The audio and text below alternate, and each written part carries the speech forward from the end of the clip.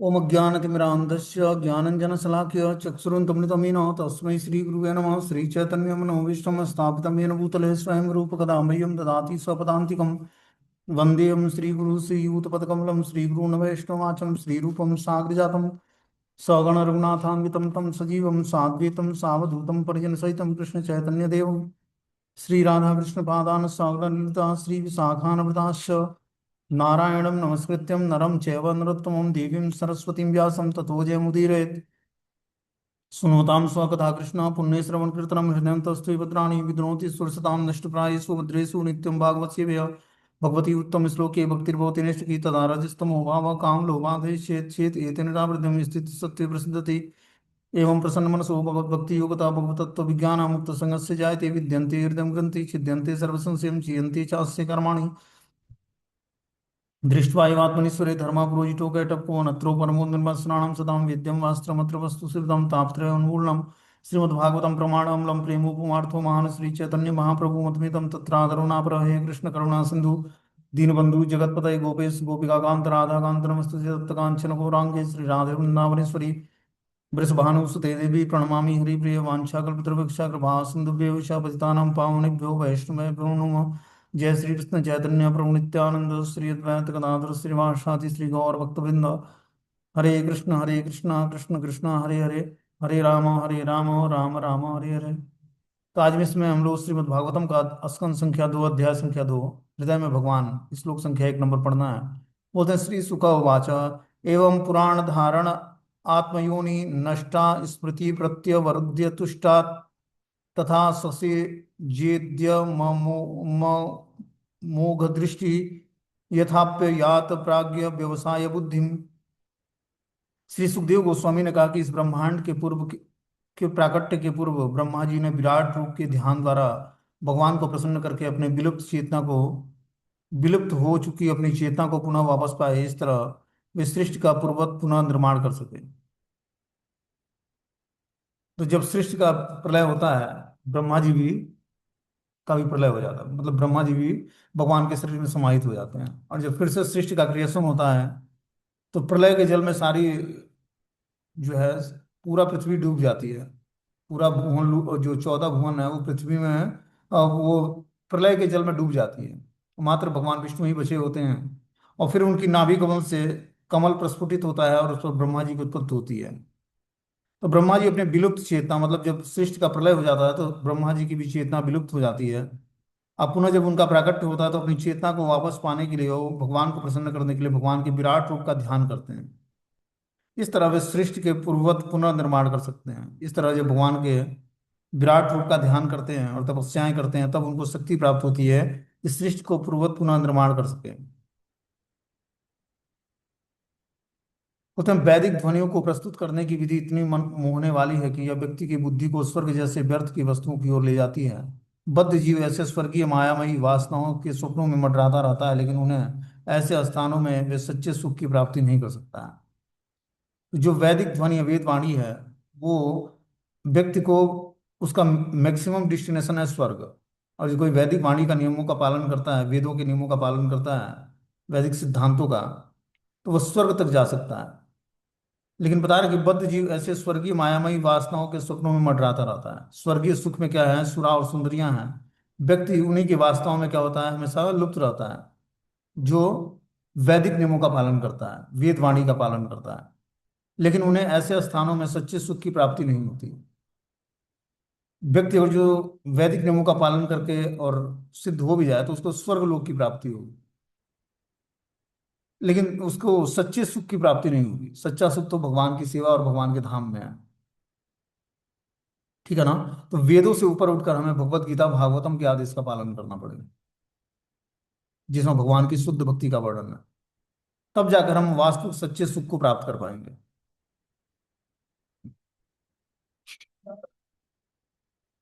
बताएं, अतएव प्रबुद्ध व्यक्ति को उपाधियों वाले इस जगत में रहते हुए जीवन की न्यूनतम आवश्यकताओं के लिए प्रयत्न करना चाहिए। उसे बुद्धिमत्ता पूर्वक स्थिर रहना चाहिए और अवांछित वस्तुओं के लिए कभी भी कोई प्रयत्न नहीं करना चाहिए, क्योंकि वह व्यवहारिक रूप से यह अनुभव करने में सक्षम होता है ऐसे सारे प्रयास कठोर श्रम के अतिरिक्त और कुछ नहीं होते हैं। क्या बता रहे हैं? जो व्यक्ति प्रबुद्ध है वो उपाधियों वाले इस जगत में रहते हुए जीवन की न्यूनतम आवश्यकताओं के लिए प्रयत्न करना चाहिए। इस भौतिक संसार में जीवन की न्यूनतम आवश्यकताओं को प्राप्त करने के लिए ही प्रयत्न करना चाहिए।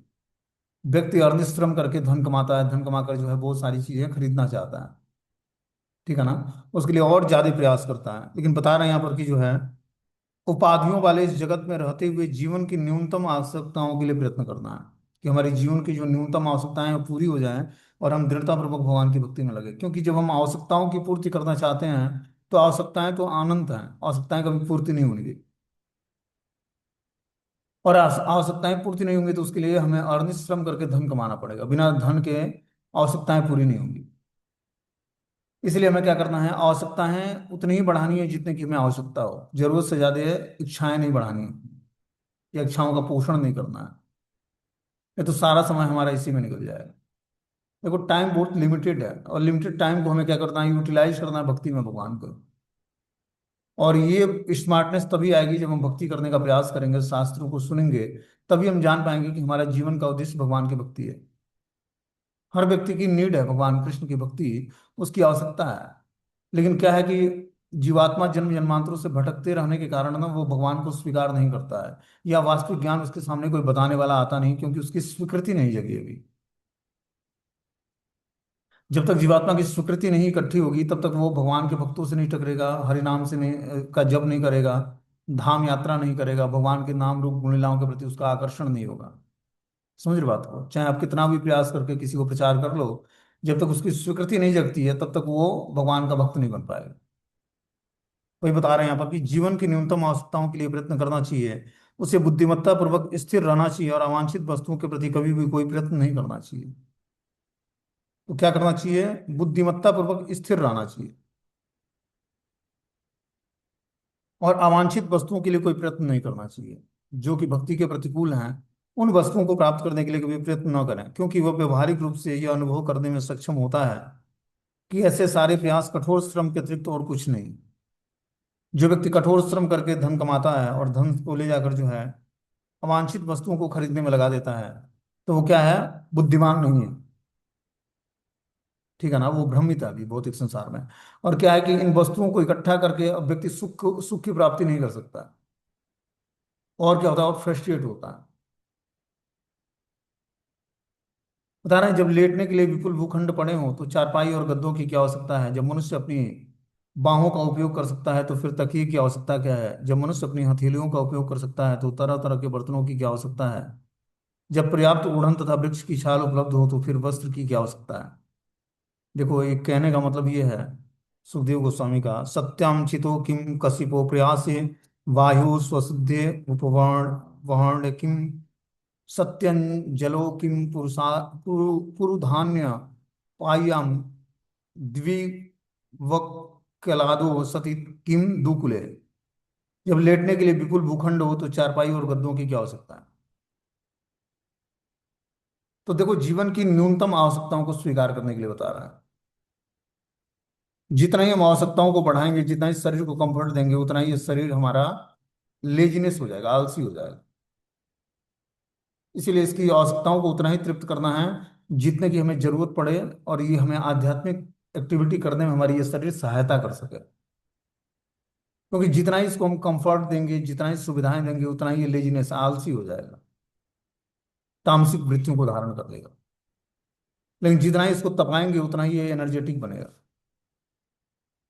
बता रहे हैं, जब मनुष्य अपनी बाहों का उपयोग कर सकता है तो फिर तकिए की आवश्यकता क्या है। कहने का उद्देश्य यह है कि जीवन की न्यूनतम आवश्यकताओं को हमें स्वीकार करना है, जिससे हमारा जीवन बहुत ही अच्छे तरीके से चल सके। ये सुखदेव गोस्वामी का कहना है। शरीर की रक्षा तथा सुविधा के लिए व्यर्थ ही जीवन की आवश्यकताएं नहीं बढ़ा लेनी चाहिए। ऐसे ही भ्रामक सुख की खोज में मानवीय शक्ति व्यर्थ नष्ट हो जाता है। देखो क्या बता रहे हैं कि शरीर की रक्षा और सुविधा के लिए व्यर्थ ही जीवन की आवश्यकताओं को नहीं बढ़ा लेनी चाहिए।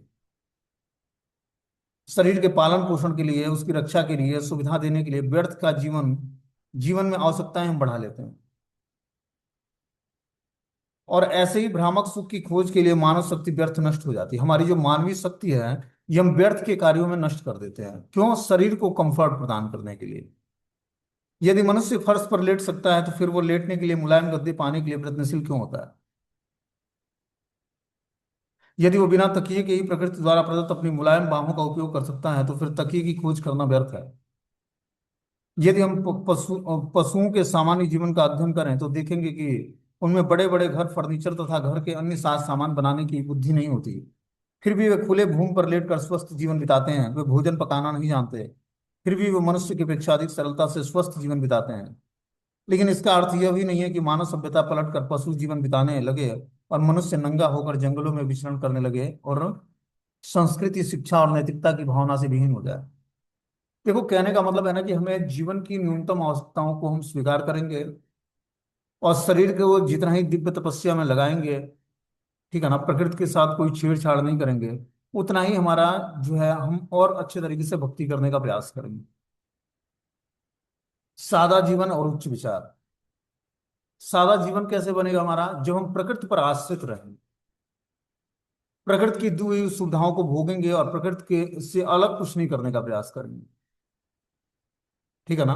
प्रकृति में नेचर आता है, हमेशा कुछ ना कुछ बदलाव आता है, कभी गर्मी, कभी सर्दी, कभी ठंड। तो प्रकृति में जो प्रकृति के द्वारा जो सुविधाएं मिलती हैं, उस सुविधाओं को लेकर हमें अपने शरीर को आध्यात्मिक एक्टिविटी में लगाएंगे, तभी हमारा शरीर स्वस्थ रहेगा। और जब हम पूरा ध्यान जो है शरीर को कंफर्ट प्रदान करने में लगाएंगे तो हम आध्यात्मिक एक्टिविटी करने में हम प्रोग्रेस नहीं कर पाएंगे। क्योंकि जितना ही इसको सुविधाएं देंगे उतना ही इसमें लेजीनेस आएगा, आलसपन आएगा। इसलिए इसको क्या करना है? सुविधाओं से अलग रखना है। और जब हम इसको दिव्य सेवा में लगाएंगे, इंद्रियों को भगवान की दिव्य सेवा में, तब हमें कंफर्ट की जरूरत ही नहीं पड़ेगी, सुविधाओं की आवश्यकता ही नहीं पड़ेगी। जब तक हम शारीरिक लेवल पर हैं तब तक शरीर को सुख देने के लिए हर वस्तु की आवश्यकता है। जैसे ही हम शारीरिक लेवल से ऊपर उठेंगे, आध्यात्मिक लेवल पर अपनी चेतना को स्थिर करेंगे, तो शरीर की एक्टिविटी पर कुछ ध्यान ही नहीं जाएगा। समझ रहे बात को? और ये इतना जल्दी ये लेवल प्राप्त नहीं होता है कि व्यक्ति शरीर की आवश्यकताओं से ऊपर उठ जाए। इसके लिए बहुत ही प्रयास करना पड़ेगा, बहुत ही भगवत भक्ति करनी पड़ेगी, तब जाकर व्यक्ति जो है अपने को शरीर से ऊपर उठकर आत्मा के स्तर पर अपने को स्थिर कर पाएगा, आत्म साक्षात्कार की स्थिति को प्राप्त कर लेगा।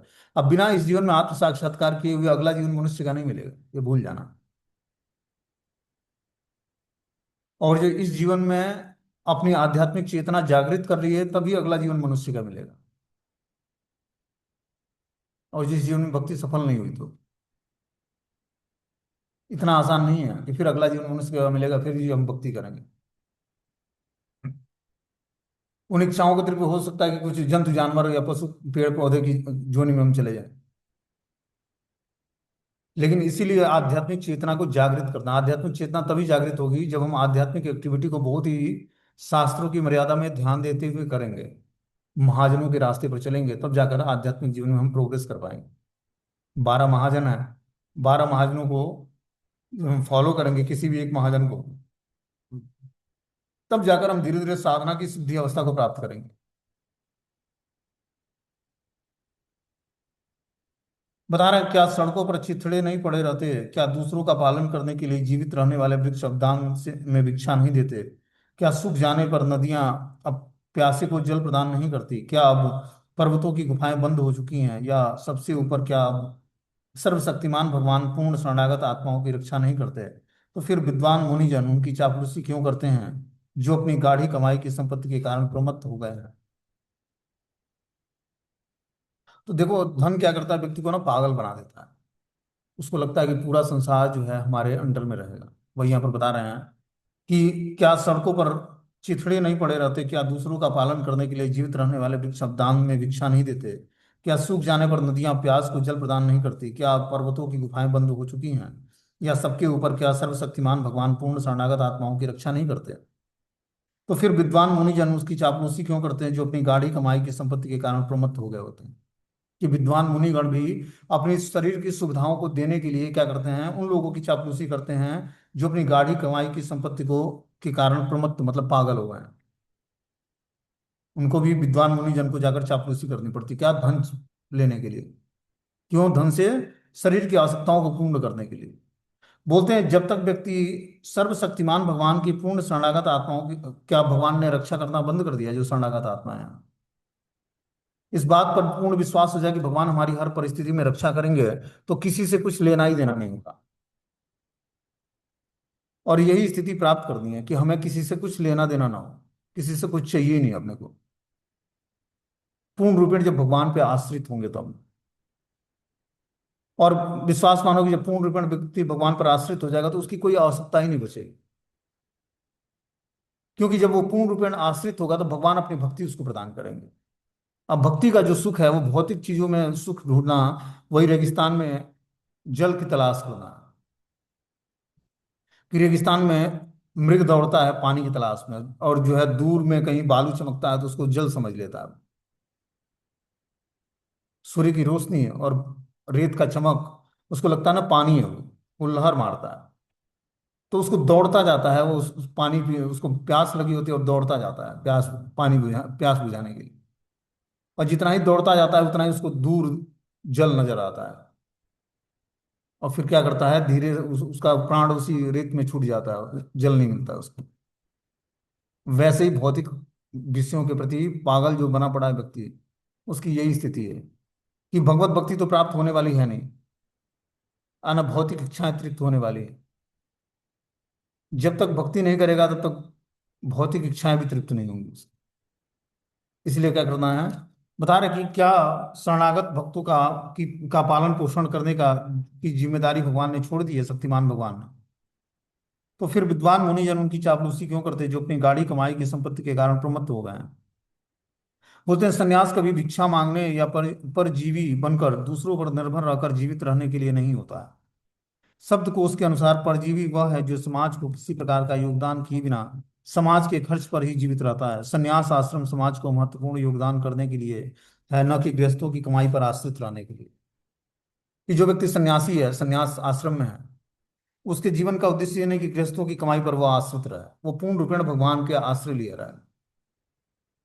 और भगवान के द्वारा जो सुविधाएं दी जाती हैं उसके जीवन में, उन सुविधाओं को वो स्वीकार करे और भगवान की भक्ति में अपने चेतना को स्थिर करा रखे, तब वो वास्तविक सन्यासी है। और जो गृहस्थों के घर जाकर धन मांगना मांगना शुरू करेगा तो क्या होगा, उसकी भक्ति नहीं हो पाएगी, और न ही वो सन्यास आश्रम में स्थिर रह पाएगा। क्योंकि जब व्यक्ति किसी से धन लेता है तो उसकी उस धन को कमाने में जो रिएक्शन जनरेट हुआ है, उसके साथ उसके कर्म भी लेना पड़ते हैं। और वो तो कर्मों से मुक्त हो जाएगा क्योंकि उसने धन का दान दे दिया। अब जिसने स्वीकार किया उसको वो सारे रिएक्शन भोगने पड़ेंगे। बहुत ही मुश्किल है किसी से धन लेकर बचाना उसको। इसीलिए बड़े बड़े महात्माओं का डिवीजन हो जाता है। और धन ऐसी चीज है कि एक बार जब हाथ में आ जाए, पकड़ ले, तो व्यक्ति पागल हो जाएगा। और के आगे वो ढीला पड़ जाएगा भक्ति में। इसीलिए जल्दी किसी से कुछ स्वीकार नहीं करना। बता रहे मनुष्य को इस प्रकार स्थिर होकर उनकी सर्वशक्तिमत्ता के कारण अपने हृदय में स्थित परमात्मा की सेवा करनी चाहिए। क्योंकि वे सर्वशक्तिमान भगवान सनातन और असीम हैं, अतएव वे जीवन के लक्ष्य, चरम लक्ष्य हैं, और उनकी पूजा करके मनुष्य बद्ध जीवन के कारण को दूर कर सकता है। बता रहे मनुष्य को इस प्रकार स्थिर होकर उनकी सर्वशक्तिमान मत्ता के कारण अपने हृदय में स्थित परमात्मा की सेवा करनी चाहिए। तो इस प्रकार स्थिर मतलब पूर्ण रूपेण ज्ञान में स्थिर होकर उसको हृदय में बैठे परमात्मा की सेवा करनी चाहिए। क्योंकि वे सर्वशक्तिमान भगवान सनातन और असीम हैं, अतएव वे जीवन के चरम लक्ष्य हैं, और उनकी पूजा करके मनुष्य बद्ध जीवन के कारणों को दूर कर सकता है। तो हृदय में बैठे परमात्मा को हम प्रसन्न करके अपने बद्ध जीवन से छुटकारा प्राप्त कर सकते हैं।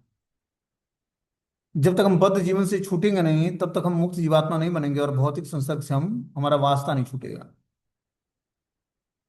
देखो बहुत लंबी यात्रा है, ऐसा नहीं कि तुरंत भक्ति प्राप्त हो जाएगी और भगवान को प्रसन्न कर लेंगे। देखो क्या श्रीमद् भागवतम बता रहा है कि सर्वशक्तिमत्ता के कारण मनुष्य को इस प्रकार स्थिर होकर, मतलब ज्ञान में स्थिर होकर, भगवान की सर्वशक्तिमत्ता को जानते हुए अपने हृदय में बैठे परमात्मा की सेवा करनी चाहिए।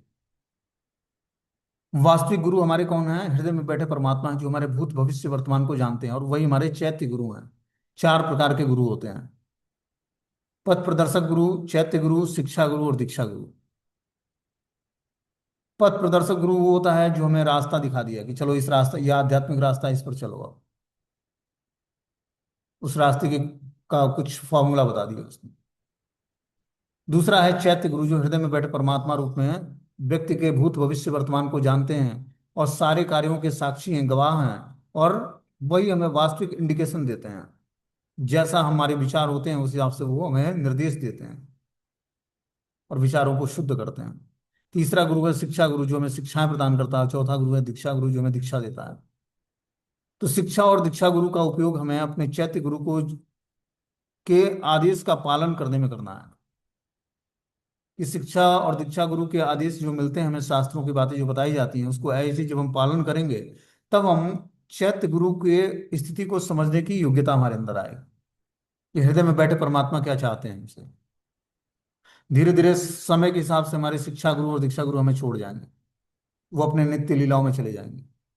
तो क्या हम अब भक्ति के लिए आगे, हम हमारा रास्ता कौन बताएगा? तो उनके रहते रहते हमें क्या करना है? अपने चैत्य गुरु के आदेश का पालन करना शुरू कर देना। हृदय में बैठे परमात्मा हमें सब कुछ निर्देश देते हैं, चाहे आप आध्यात्मिक जीवन में प्रोग्रेस करना चाहते हो या भौतिक जीवन में। और हर व्यक्ति के जीवन में निश्चित रूप से एक समय एक ऐसा आता है जब वो भौतिक प्रोग्रेस भी कर सकता है और आध्यात्मिक प्रोग्रेस भी कर सकता है। बस उस समय को पहचानना है। जैसे ही व्यक्ति उस समय को पहचान लेगा और उस रास्ते पर निकल लेगा, तो वह आध्यात्मिक जीवन में भी सफल हो जाएगा और भौतिक जीवन में भी सफल हो जाएगा। ऐसा नहीं भगवान किसी को भगवान इच्छाओं को पूर्ति करने के लिए ही परमात्मा रूप में, चाहे वो शराबी व्यक्ति हो या पवित्र आत्मा हो, सबके हृदय में भगवान बैठे हैं। जैसी उसकी उसकी इच्छा, वैसे ही परमात्मा उससे उसका रिसिप्रोकेशन होता है। और जो कोई व्यक्ति अच्छा ग्रोथ करना चाहता है बिजनेस व्यापार में, हृदय में बैठे परमात्मा उसको निर्देश देते हैं और निर्देश का फॉलो करता है, बिजनेस में सक्सेस हो जाता है। सुहृदम सर्वभूतानाम, भगवान सुहृद हैं। हृदय में बैठे परमात्मा सब व्यक्ति के सुहृद मित्र हैं। वो जैसे अपनी चेतना का उपयोग सोचने सोचने में, समझने में, उसको कार्यान्वित करने में लगाता है, वैसे ही हृदय में बैठे परमात्मा उसको निर्देश देते हैं। और हर व्यक्ति के जीवन में एक चांस आता है, चाहे वो आध्यात्मिक प्रोग्रेस करना चाहता हो या भौतिक प्रोग्रेस करना चाहता हो। बस वो समय की प्रतीक्षा करके और वास्तविक समय जो उसका रियल समय है उसको पहचान कर उस हिसाब से भक्ति करे, तो धीरे धीरे सफलता प्राप्त कर लेगा वो।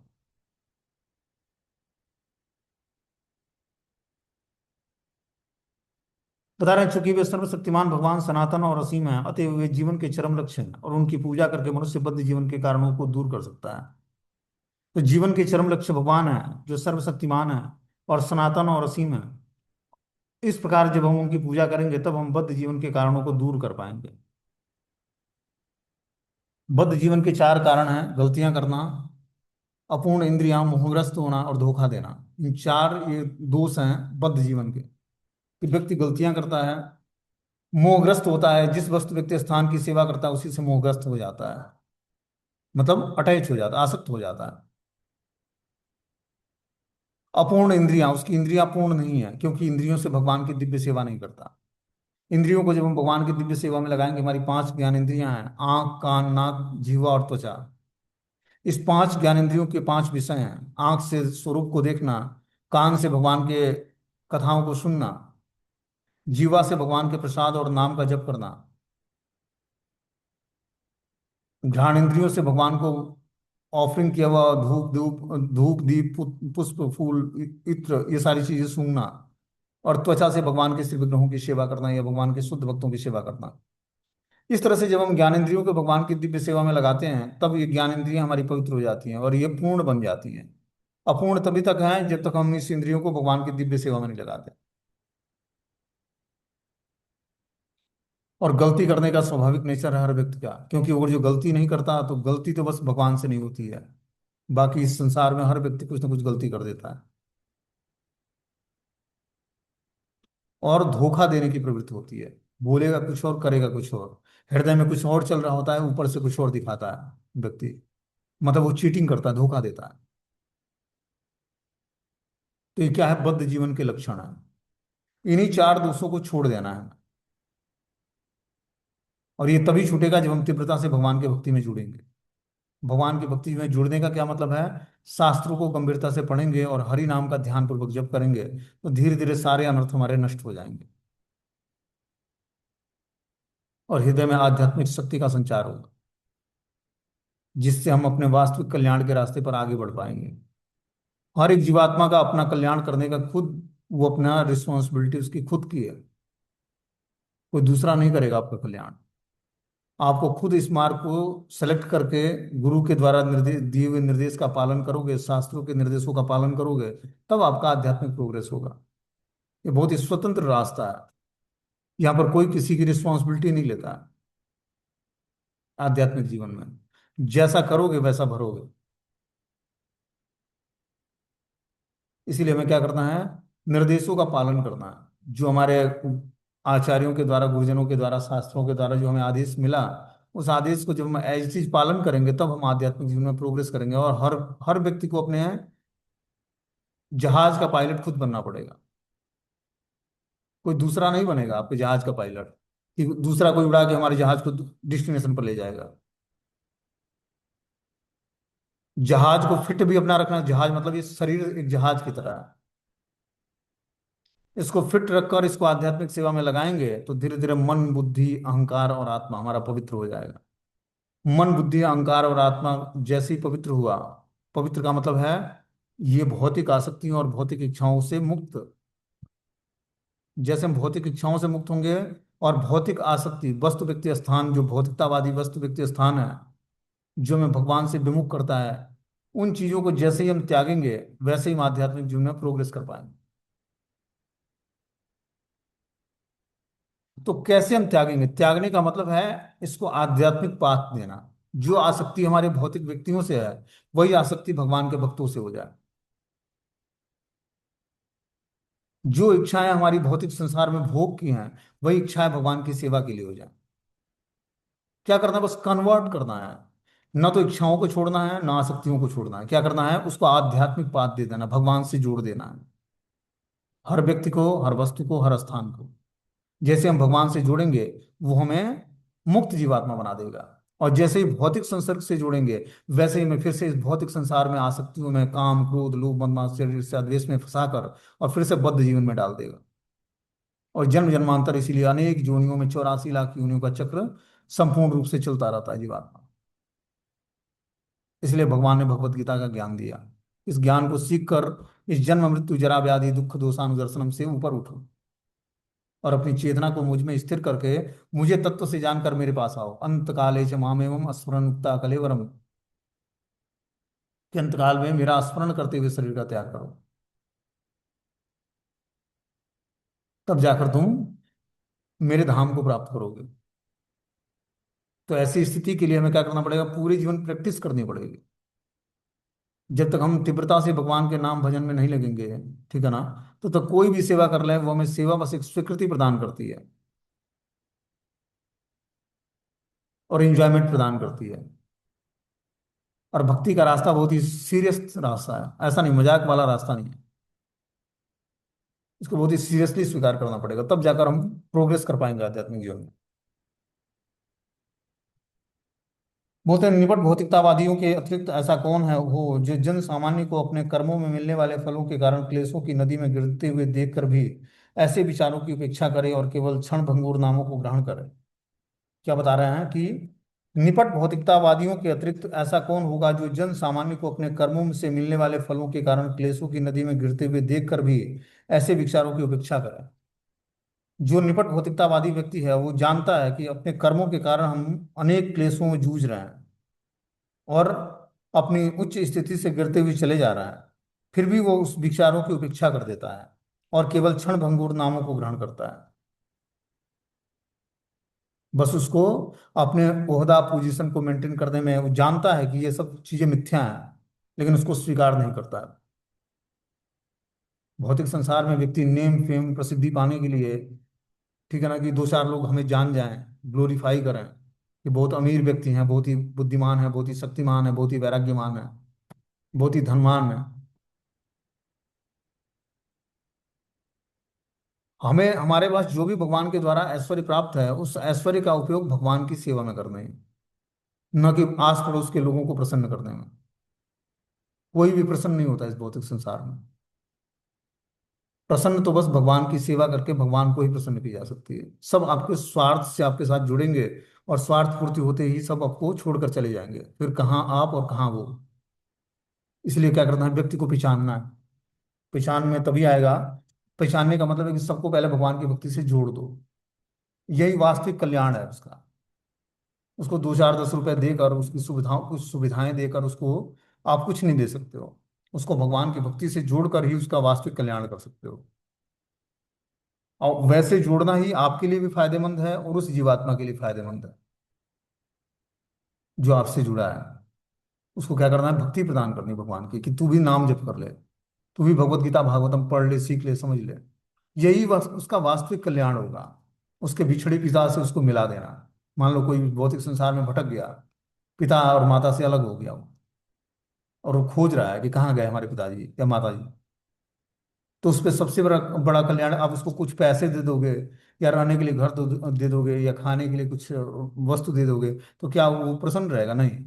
उसको क्या करना पड़ेगा, उसके जिस माता पिता से वो विलग हुआ, उस माता पिता से उसको मिला दो तो प्रसन्न हो जाएगा। क्योंकि उसको उसको कमी नहीं थी कुछ। कमी क्या रही, माता पिता नहीं रहे उसको, वो विलग हो गया, छूट गया, बिछड़ गया उनसे। उसी तरह हर एक जीवात्मा अपने वास्तविक भगवान, अपने पिता से वो विमुख है जीवात्मा, और इसी कारण भौतिक संसार में दुखी है वो। व्यक्ति को धन की कमी हो, व्यक्ति के पास कोई व्यक्ति ना हो हाल चाल पूछने वाला, उसको रहने खाने का, कपड़ा का अरेंजमेंट ना हो, रहने के लिए घर ना हो, ये सारी सुविधाएं कुछ भी ना हो, लेकिन अगर जो उसके पास आश्रय भगवान का है, तो वो जीवन जी लेगा। और सब सुविधाएं होने के बाद भी अगर जो आश्रय भगवान का नहीं है, तो क्या होगा, जीवन को जिएगा नहीं, जीवन उसको जिएगा। वो जीवन वो उसको भोगेगा, मतलब उसके कष्ट का कारण बनेगा ये सारी चीजें। इसलिए क्या करना है, हर वस्तु व्यक्ति स्थान को भगवान से जोड़कर उसको वास्तविक डिस्टिनेशन देना है, वास्तविक एक पोजीशन देना है। और जो वास्तव में हम उसका कल्याण चाहते हैं, तो किसी भी जीवात्मा, तो उसको भगवान से जोड़ दें। इन किन प्रकार किसी तरह से उसको भगवान की सेवा में लगा दें उसको। और भगवान मतलब ईश्वर परमा कृष्ण सच्चिदानंद विग्रह अनादिरादि गोविंदम सर्व कारण कारणम। कि कृष्ण की सेवा में लगाना, ऐसा नहीं देवी देवताओं की सेवा, कृष्ण की सेवा में लगाना। तब जाकर उसका वास्तविक कल्याण होगा। देवी देवताओं के साथ तो हम डीलिंग करते हैं, हमें वो धन देते हैं, हम उनकी पूजा करते हैं, हमें वो कुछ और सुविधाएं देते हैं, हमें और उनका विश्वास बढ़ जाता है। भगवान ऐसा नहीं करते। भगवान आपको विश्वास बढ़ाने के लिए धन नहीं देंगे, विश्वास बढ़ाने के लिए और प्रसिद्धि नहीं देंगे। विश्वास बढ़ाने के लिए भगवान क्या करेंगे, आपके जीवन में प्रत्यक्ष आकर आपको निर्देश देंगे कि इस रास्ते पर चलकर तू मुझे प्राप्त करेगा। ये भगवान की भक्ति का प्रॉफिट है। भगवान अपना विश्वास बढ़ा, देवी देवता क्या करेंगे, अपने आप को विश्वास बढ़ाने के लिए आपकी इच्छाओं को तृप्त कर देंगे। धन चाहिए, गाड़ी चाहिए, बंगला चाहिए, मोबाइल चाहिए, फोन सेट चाहिए, पुत्र चाहिए, पुत्री चाहिए, विवाह होना चाहिए, ये सारी सुविधाएं देवता दे देंगे आपको। आपका विश्वास भी बढ़ जाएगा उस देवता पर। लेकिन कृष्ण ऐसा नहीं करेंगे। कृष्ण अपनी भक्ति प्रदान करेंगे, और भक्ति करके उसको सेटिस्फेक्शन देंगे। तब उसका विश्वास बढ़ेगा, और वो विश्वास पूर्ण रूपेण शाश्वत होगा। ऐसा नहीं कि आज विश्वास हुआ कल टगमगा गया जी। वो जो सुविधाएं देंगे भगवान, जो भक्ति देंगे, वो शाश्वत और परमानेंट आपकी आपको भक्ति देंगे। और उनसे कभी विश्वास आपका कम नहीं होगा। जब दिन पर दिन क्या होगा, प्रीति बढ़ता जाएगा भगवान से, हमारा प्रेम बढ़ता जाएगा। इसीलिए हर सिचुएशंस में भगवान की भक्ति करनी है, न कि देवी देवताओं की आराधना से ऊपर उठना है। और जो भी जीवात्मा अपने साथ जुड़े, उसको भगवान की भक्ति से ही जोड़ना है, कृष्ण की भक्ति से। कि तू भी महामंत्र का जाप कर ले, भगवत प्रसाद खा ले, एकादशी व्रत रखा कर, नाम जप कर, कथा सुना कर। तभी उस जीवात्मा का वास्तविक कल्याण होगा।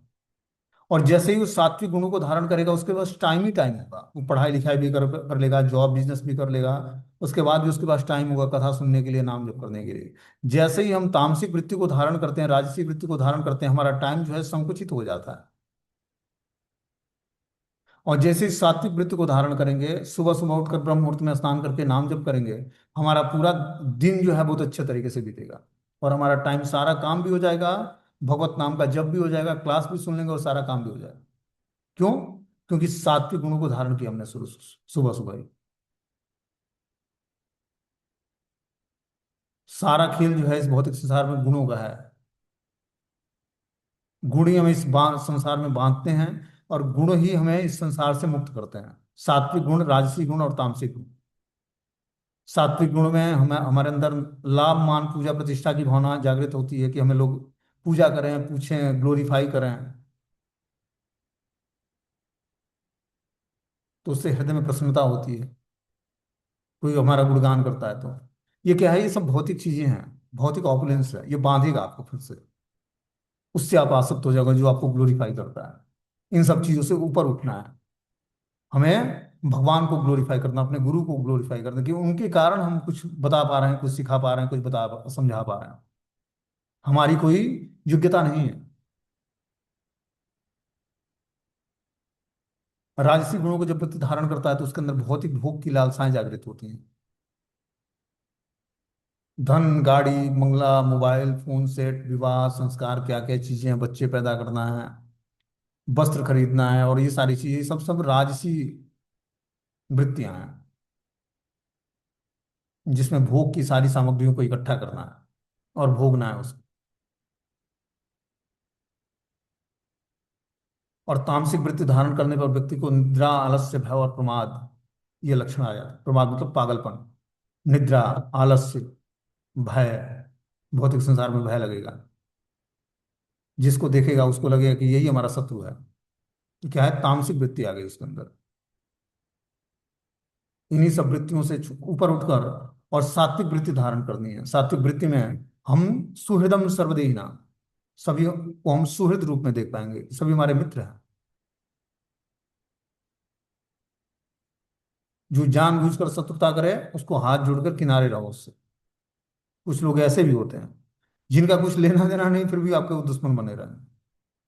तो पूर्व जन्म के कारण होता है या संस्कारों के कारण होता है। वो व्यक्ति जानबूझकर आपके जीवन में इंटरफेयर मचाए रखेगा।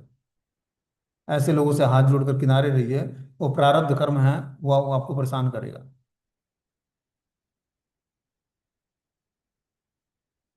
और अपने को भक्ति में लगाए रखेगा। ठीक है? तब जाकर हम धीरे धीरे इन चीजों से निवृत्त हो पाएंगे। ठीक है? हरे कृष्ण।